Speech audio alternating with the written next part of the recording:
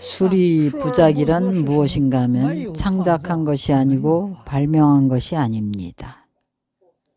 공자가 스스로 말씀하신 것입니다. 그가 일생 동안 배운 것과 닦은 것, 가르치고 전한 것이 전부 옛 성현들의 말씀이라는 것입니다. 자신이 지은 것이 아닙니다.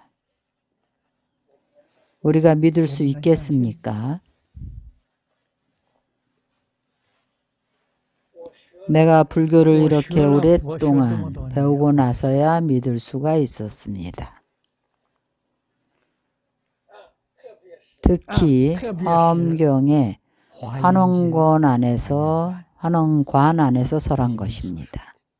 왜냐하면 옛 성현들은 모두 다 견성을 했습니다. 정말로 명심견성을 했습니다. 내가 전에 이 노사님께 물어본 적이 있습니다. 내가 여쭙기를 노사님, 공자와 맹자, 노자, 장자가 불보살님께서 다시 오신 분 아닙니까? 노사님은 미소를 띠고 내게 말씀하셨습니다. 이치적으로는 그렇게 말할 수 있지만 현상적으로는 증거가 없습니다. 보문품에서 말씀하시기를 마땅히 어떤 몸으로 제도할 이에게는 바로 그 몸을 나타내신다고 했습니다. 그러나 그들은 신분을 드러내지 않습니다. 그래서 우리가 이치적으로는 정말로 말을 할 수가 있습니다. 그분들은 모두 다 확철대오하고 명심견성한 분들입니다. 견성을 하고 나면 바로 원만합니다. 조금 더할 것도 없고 조금 적을 것도 없습니다. 모두 다 원만합니다. 그가 증득한 것은 원만한 것입니다. 명심견성을 하고 나면 증득한 것 또한 원만합니다.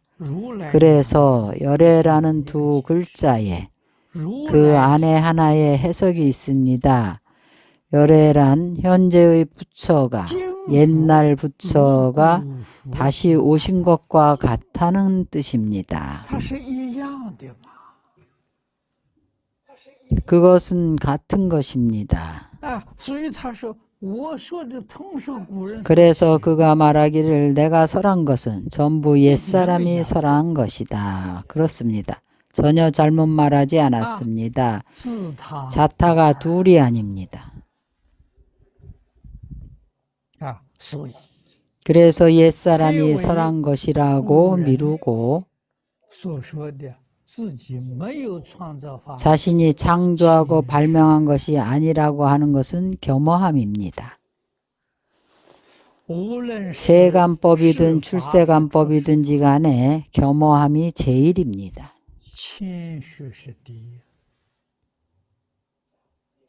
64궤 안에서 말한 것을 보십시오.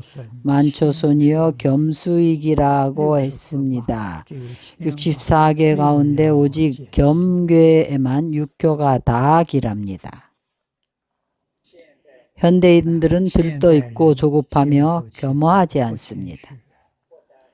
그래서 성현의 가르침을 받아들이지 못할 뿐만 아니라 세간의 학문도 성취하지를 못합니다. 당송원명시대와 같은 문학가들을 오늘날에는 찾아볼 수가 없습니다. 그래서 수리부작이 너무나 중요합니다. 시인이 호고라는 것은 옛사람의 것을 진실로 믿고 전혀 의심이 없다는 뜻입니다. 옛사람의 것을 좋아하고 옛사람의 가르침을 좋아합니다. 그런 것은 많은 단련을 거쳐서 어떠한 시련도 견딜 수가 있습니다. 시간의 시험과 사람과 일의 시험을 다 거쳐서 오늘날까지 전해져 내려올 수가 있었습니다. 그것이 가치가 있음을 알 수 있고 우리가 마땅히 존중해야 합니다. 우리가 착실하게 열심히 배워야 합니다. 불법에서 설하는 것은 이치상으로 말하면 아주 간단합니다. 중생과 부처가 둘이 아닙니다. 다른 것이 무엇인가 하면 미함과 깨달음입니다.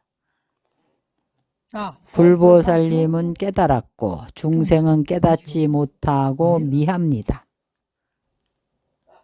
그래서 불보살님은 중생을 도와줍니다.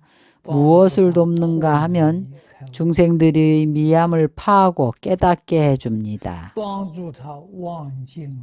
그들이 망이 다하고 근원으로 돌아갈 수 있게 도와줍니다.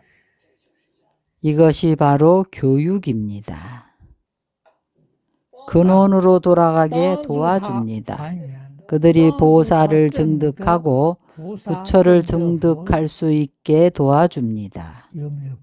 공덕이 있을까요? 없을까요? 공덕이 없습니다.